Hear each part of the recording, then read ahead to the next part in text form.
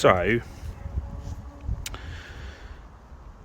okay, the shocker that's come back as major fluid leak.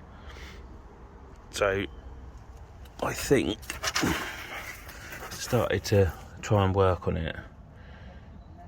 I mean, it's partly been cleaned up. It's not the worst in the world in there, really.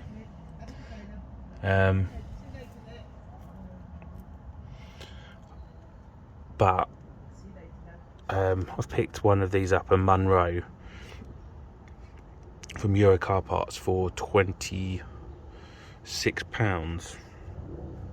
which is incredibly cheap because the invoice says 150 odd. So I don't know, normally I think it tends to be end of line, and then that's when they reduce them dramatically.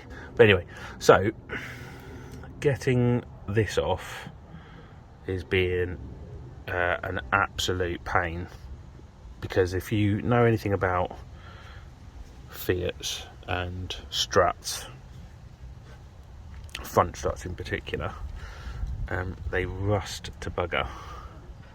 And so I'll show you. Hold on.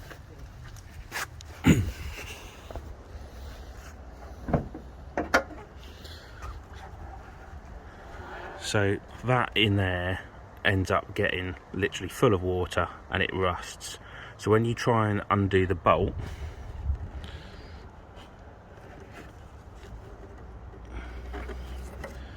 in there, it just turns and it causes massive problems with trying to get it off.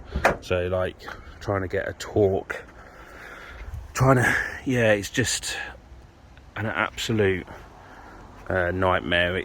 You look at videos of other people doing it, and because it's all nicely covered, people literally just put torque hammers on it and it just automatically comes off. That's rusted and it's really difficult. So that's taking longer than I'd expect. We're trying everything at the moment, but we've taken a break out so that the WD-40 can do its job. So yeah, we will get there, and that new shocker can go on. We've got 10 working days to get it sorted.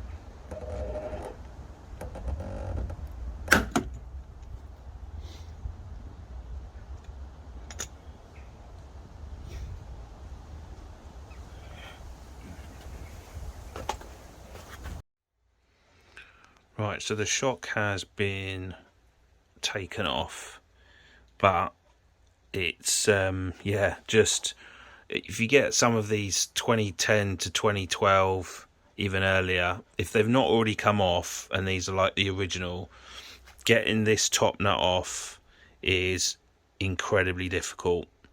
It's rusted through, and if you try and turn it, potentially the whole actual shaft also turns. It's proper. I mean, that was like soaked and impact driver and everything on that, and that was still not budging. You can actually still see it's still on there at the moment, because this was eventually cut to try and, you know, get it off eventually. There was obviously some idea about heat, but the problem with heat is that you've got this bit around it, so you then risk basically melting that. So yeah, to get this top mount off, going to need to again work on this, so we can remove this bottom one here and that as well. So it's yeah, I mean, potentially these workshops might have better disposal, but they actually just might simply just cut it off with a grinder and do it that way. But yeah, these and this design where with Fiat it's allowed all the water to get into the top here and rust away, it just causes so many problems. So yeah, so that's that one, and then this is the Monroe shock here, and that comes with one of these nuts onto here. So we just got to remove the top mount and the spring, get all that back on, and then have this all then connected back up to the car.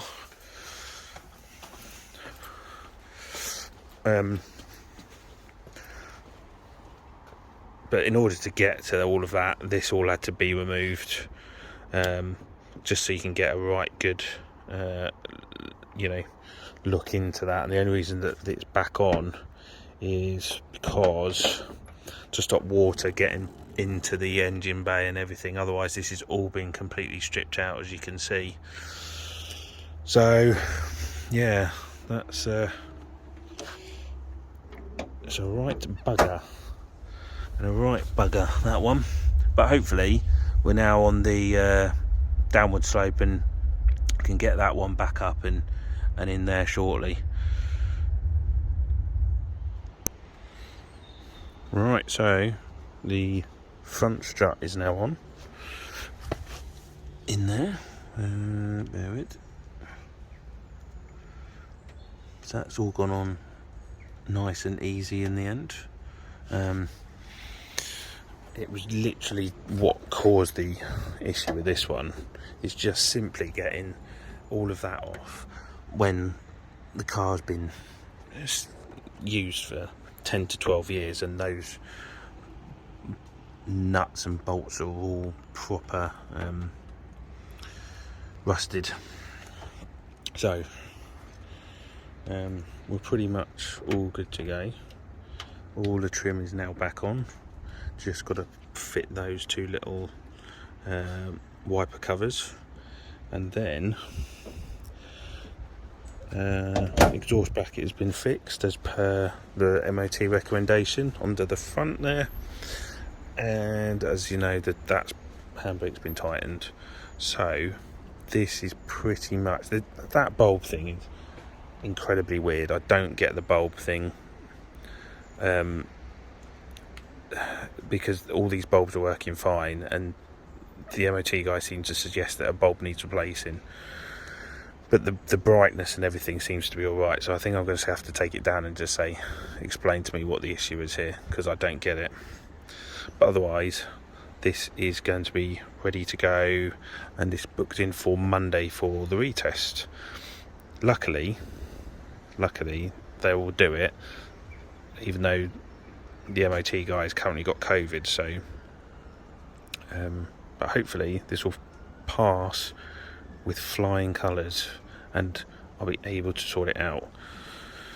Oh, and one other thing that loads of people have been talking about in the comments, which is the dink to the side. Bear with me, it's just slightly raining. I couldn't pull it, kept pulling it. You've seen the video, kept pulling it. It wasn't going, heated it up, wasn't going. I filled it.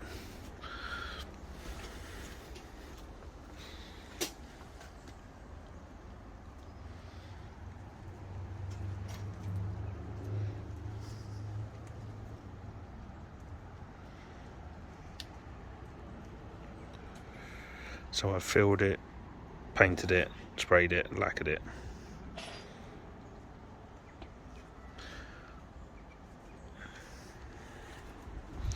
So she is all good to go, hopefully. And then this one is sorting out, but that's for another video for another time. So yeah, let's get this one sorted, and we shall be back again, hopefully with some good news in a few days' time. I noticed that the clutch pedal was slightly squeaking, so just gonna grease this up and just try and alleviate that problem a bit. It's not going to totally solve it, but it'll do for the minute. Otherwise, to get totally rid of it, you're probably going to need a new one of these, but I'm not going to do that. Alright, we are back for the retest. Fingers crossed this is going to go through without any problems. It drove all right here, so yeah, let's go and see. So we're back sitting in the 500. We have got a pass certificate. However, we have advisories of exhaust mounting defective on the rear, clamp missing, which I'm pretty sure one was put on, but I'm not 100% sure, but I'm pretty sure that was done. Minor leak of exhaust, there's not much you can do about that other than just replacing the entire exhaust pipe, and the offside front tyres temporary style puncture repair, which again, as an advisory, it's a bit annoying because that was professionally done, so I don't really understand why. I think that slightly protrudes, that's the problem. They didn't cut it back massively and it slightly protrudes, so maybe that's the reason why. But we have a pass, so I can pretty much, I think, go about trying to give this a proper clean and look to resell. The only thing that we had, so we had the failure here, by the way, last time, which was headlamp aim projected beam image incorrect. Trying to work out what that was. So what they've done, or what they've said, is to pass it, they said that they just wiggled the bulb around and turned it, and that's now fixed the problem. When last time I was here, they told me I needed a new bulb, so not really sure what's going on there. But anyway, it's a pass, so that's the main thing. So let's get this back home, and yeah, let's work out our final step for this. So I've woke up this morning having literally got the MOT done, and noticed when I got in the car, again, not sure if you're going to be able to see in this light, right from here you've got a crack running all the way over to here at the moment.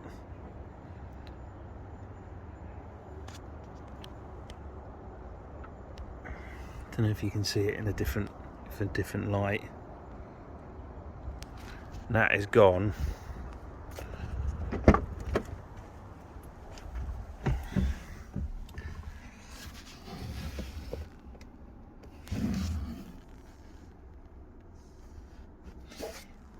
So yeah, I I think we're going to have a new windscreen. So I have no idea.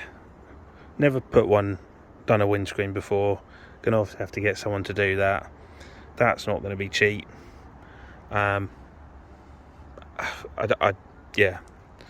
I know these things happen, but flipping it, that's my luck, isn't it? Right, so that's going to have to be for another day. In the meantime, I'm running this for the moment because the private number plate I want off it, and I want it to go back to the 12 plate. So I've filled in the DVLA paperwork for the retention to be authorised and pay the £80 fine, and then that can come off, and I can put on the old plate, and then then the lovely windscreen needs to then get sorted out. So yeah, don't you just love it when you're that close to selling it or putting it up for sale, and then these things happen? Right, so we are £165 lighter because the windscreen has now been replaced and fitted, so that is on, and then all of that needs to all go back in when the weather is a bit better, because at the moment it is absolutely, well, it's just not nice at all. The only reason I'm outside is just to capture this. So yeah, it's quite an easy job really, isn't it, for windscreen guy, because you don't have to do a mess with anything on the top here. So yeah, so that brings this video to an end for this week, and that pretty much now sorts out this grey 500. As I say, the last thing I've got to do is just change the number plate. So yeah,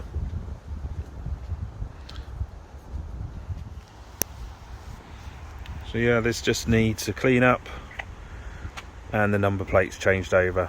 As you can see on the back here, we've still got a lot of this residue from the painting, but yeah, it's just a nice coloured car, nice grey that you don't see too much of, but it's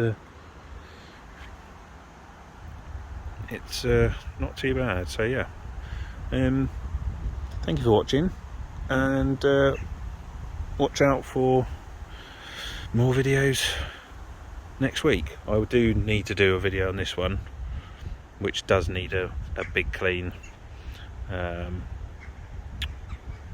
some point, and then I'll probably look to sell it on as well. So yeah, see you later.